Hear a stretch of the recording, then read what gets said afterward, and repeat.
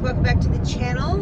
My name is Mandy. This is the Sunday vlog, and I'm here with Holly. Holly's driving. We're on a road trip. She's taking me away, and we're going to the big town of Scarborough.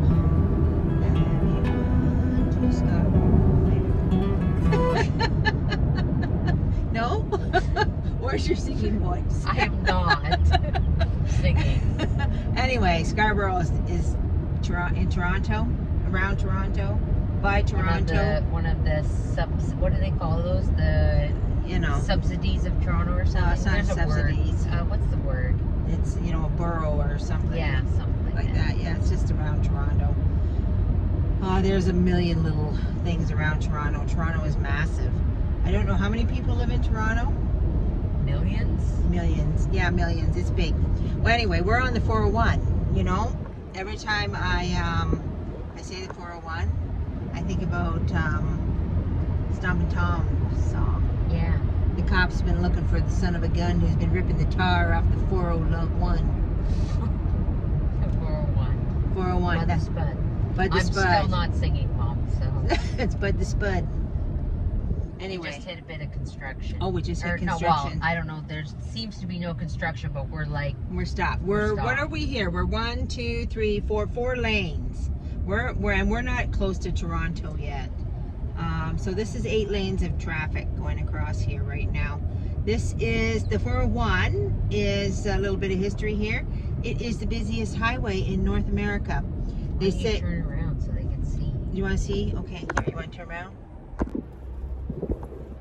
Okay, I can't. Can you see that? There we are. Coming down. We're going to come to a stop. And we're coming to a stop on the 401. That's inconvenient. Inconvenient, guys. Anyway, yeah. So the 401 is over 500 miles long. It starts at Windsor, which is Windsor is the Canadian side of the border. On the other side is Detroit, and it goes all the way to the Quebec-Ontario border, and it is the busiest highway in North America. Canada is 40 million people, half of which live along this 401. We're the second largest country in the world, and half of our population lives along this 401. This is also, I just thought I might talk a little bit about this. This is also where the the auto factories are. The, what do we call them? They would call them auto factories. What do we call them? The car plants. Yeah, the auto industry. The auto industry. This is, Ontario is the hub of the auto industry, which is connected greatly to Detroit, which, as everybody knows, a certain leader of a certain country wants to change that. He can change that if he wants. I mean, countries can do what they want. I'm a firm believer in that. But on the other hand, it will destroy a lot of jobs in Canada. I didn't take the camera out at a very good time, because all that I'm looking at is trees. But generally, we'll get closer to a city up here, and you will see little factory after little factory of little factory. And not only are they making cars, they're also making car parts. So my father, may he rest in peace, the last job he had in his life for the last 15 years of his working life, he was driving car parts down to Detroit every day. They get in the factory, they go pick up the car parts, and they take them to a factory in Detroit where they would be assembled. So when they say they're going to put tariffs on these things, it's kind of important for people to remember that the system, the auto industry, is so entwined between these two countries, it's going to be next to near impossible to separate them, because the pieces, it's not just one factory. Like over by where we live, we have a factory called Cami. What do they make at Cami? Well, it's switched before. They usually work on one car at a time. Right. So at one point they were making all the Equinox. All the Equinox, Chevy Equinox came out of Cami. Mm-hmm. Right now I think they're making electric something. Some General Motors electric van. Right. Like but they've been vans shut down, haven't they? I think so. I'm not Yeah. sure. They, I mean, on a layoff. It's just a layoff. So what's happening in the auto industry here is that all these people that are involved in this very elaborate system of making cars, they're so unsure of what's going to happen that they just decide to lay everybody off and say, okay, we're going to lay everybody off, and then we're going to come, when a certain leader makes up his mind as to what he's going to do about this situation, then they will make decisions based on what to do and where to go, because it's the uncertainty right now that's killing people. I mean, the tariffs have been talked about since February, and now we're in the end of July, and I guess they're supposed to be in place at the beginning of August, but I guess we'll have to wait to see if that happens. So anyway, so there'll be a little, I have a brother-in-law who makes, he's a tool and die shop. So there's all these little tool and die shops here, and they're cranking out little pieces of the car, right? So this little, maybe this little tool and die shop is cranking out the nuts that go on the wheel or something, right? So, and the car parts go back and forth, like they'll go back and forth, maybe 6, 7, 10 times before a car is built. That's how involved the system is. It isn't just as simple as there's Cami and they built the Equinox. That's not what happened. A million different car parts come into that factory. Even my husband used to work right across the road. Like the Cami factory is here, and then right across the road he worked at a company called Autrans that built a part that had to go across the road to Cami. Right. So there were truck drivers, like he worked in the factory part, but there were truck drivers that were hired to just drive their truck across back the road. Back and forth across the road. Back and forth from Cami to Autrans. Right. Back and forth. Yeah. Literally across the road. Literally, that's what they do, right? Yeah. So, and sometimes these car parts are driven from here to Detroit, or from Detroit to here. So when you start talking about every time, it's not just the car in general that gets a tariff on it. It's every little piece, right? Every little thing. Like maybe this thing is made somewhere. The mirror, right? And so that mirror crosses the border, it gets a tariff on it. So, I mean, we live in the middle of the auto industry, so we're well familiar with how it works. We live 5 minutes from this highway, and so, and my dad used to drive, and my brother both used to drive auto parts to Detroit for 15 years. Your husband worked building an auto part. We know people who work in auto plants putting together the cars. So this has been a very, the auto industry has been a very big part of our life here in southwestern Ontario. That's for sure. So all these transports just up and down this road, like it's a crazy amount of transports. Like I said, this is the busiest highway in North America. It's busier than the one in the Santa Monica, what they call that? Yeah, those big ones, and in New York City, this is bigger. That's crazy when I found that out. But like I said, half of Canadians live here. Canada is huge, and yet half of the population lives in one small area. So, what we're saying, 20 million people live in southwestern Ontario, Toronto and all that, Ottawa. Right, so that's kind of interesting. So anyway, yeah. So we're on our way. Did I mention why we were going on? I don't think you did. I didn't mention why we were going on this road trip. So Holly found on Facebook Marketplace is somebody who's selling statues, and she wanted to get some. So she didn't want to go by herself. So actually, it's a wise thing to not go by yourself. Yeah, that is my rule. Unless, I will say, I have gone by myself to pick up things locally on Facebook Marketplace, but that's just very rare. But most times, pretty much every time I go to get something on Facebook Marketplace, I either bring my mom, or Ava, my daughter. Yeah, Ava's probably way better than I am. I'd say they say, "Oh, Grandma, come with me." I said, "Yeah, Grandma's gonna karate chop them." I can't even move, but I will do that. I mean, if you buy and sell on Facebook Marketplace, you do get very good at weeding out what's legit and what's not. Yeah, Like, you can generally tell. it's a very sad world we live in. Yeah. Very sad world. I just read on the news today a 14-year-old was murdered somebody in Toronto yesterday. And Really? they haven't got him yet. He's on the run, I guess. 14 guys. How sad. Anyway, maybe we should say a little prayer for the victim and him. Yeah, we It's a sad situation. But so anyway, if we happen to get out of this construction zone where Well- there's no construction, just a lot of traffic.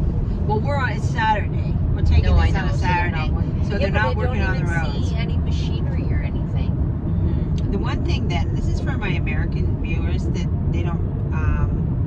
Canadian roads are extremely well looked after. They're actually pristine, Almost too well looked after. too well looked after. So much construction. So, I mean, immediately you can tell the difference. Well, can you tell the difference? We're driving on this road. When we drive over in Michigan, it's bump, bump, bump, bump, bump, Yeah. bump, bump, bump, bump, bump, the whole way. Like that's not the case in Canada. No bump, bump, bumps.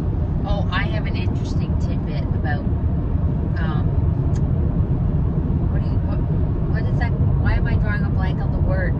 I don't know. Traffic jam. Traffic jam. Yeah. When I saw something on the internet, this is interesting, that it only takes one car on the highway to hit its brakes to cause a traffic jam. Yeah. Because if one car, it was an interesting video, one car hits its brakes, then the next car has to slow down, slow down, slow down, and eventually somebody has to come to a complete stop, and that's what causes a traffic jam. Because, you know, I looked it up too, because I was like, why are you driving all of a sudden and you're in a traffic jam, and then all of a sudden you're just out, and there's no accident, there's no construction, there's no nothing. What caused that traffic jam? Somebody put on their brakes. Yeah. I watched a video about it, so, and in case anybody's ever wondered that too, now you know. Yeah. So anyway, there's that dog food factory to just see right over there, but we're still in a very. Where are we exactly? I think we just passed Cambridge. Past Cambridge. Okay. So anyway, I guess Come back. we'll come back when we got something more interesting to say. Okay, so we did pick up some few statues. Out. Very beautiful. Okay. Okay, guys. We got some statues, and we're on our way home. Unfortunately, as per usual, I forgot to take. I don't know. I must be the world's worst vlogger, because every time I go to do something, I forget. I get so wrapped up in what I'm doing and talking to the people, I forget that I want to videotape that. Or you're just being present. I'm just being present in the moment. I continually do that. Okay, I'm going to take my camera, I'll take a picture of that. Next thing I know, I'm sitting in the van driving away. Yeah. True story, right? That's literally what happened. So anyway, but we just come through Hamilton. We ended up taking a little detour because these roads, they get all mangled up together when you're in Toronto and Markham. Well, and they wanted us to go down the 407. Well, they want us to go down the 407. That's right. That's a toll road, and it's a hefty toll, guys. And I was already on it 53 kilometers on the way there. And that's going to be So that's going to be quite the bill. That's going to be a $50 bill just to drive down that highway. And so they wanted, and Holly didn't want to take it on the way back. So then we weren't paying attention to the GPS, and then we, it just got out of control. We rode into Wilson Street on fumes. And then we were like, oh my gosh, we have no gas. Like, I had none. None. I wasn't even paying attention, and it was like, normally it tells you a range of how far you can go until you run out of gas completely. It was just 3 lines. It was like, you're out. You're out. You're done. You're toast. So we were sliding in on a prayer. That's what we were doing. And it worked out okay. Yeah, we're still here. We got our gas and we're back on the, is this 403, right? Yeah, we're on the 403. This is the King's Highway 403. That's 401 is the King's Highway 401, also known as the McDonald-Cartier Highway.